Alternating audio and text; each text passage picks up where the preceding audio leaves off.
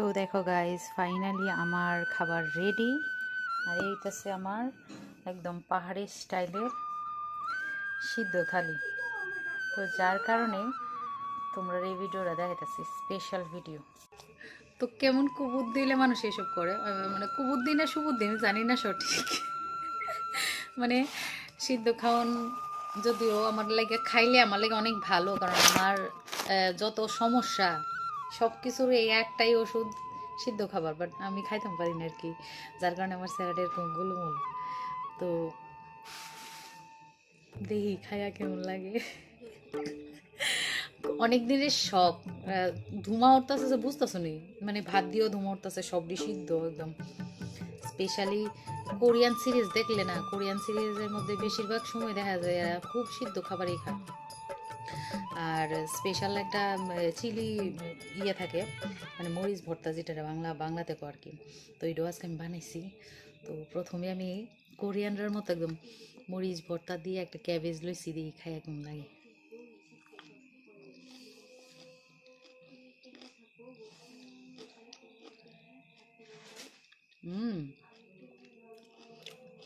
অনেক ঝাল, স্বাদ আছে তো, হ্যাঁ বাম্পার লাগে।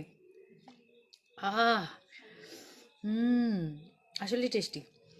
এটা হচ্ছে লাউ পাতা, বুঝছো? আর লাউ পাতা টুকরো টুকরো হয়ে গেছে। যাই হোক, লাউ পাতা দিয়ে অনেকটু খাম। এই নিলাম মরিচ ভর্তা, লাউ পাতা আর একটু ভাত দিয়ে খাই কেমন লাগে।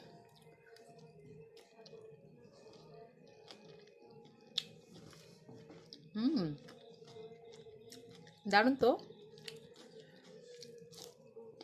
হুম তাহলে তো মাঝে মধ্যে খাওয়ান যায়। আর সিম সিদ্ধ করছিলাম, এখন আমি খাবো সিম দিয়া মরিচ ভর্তা।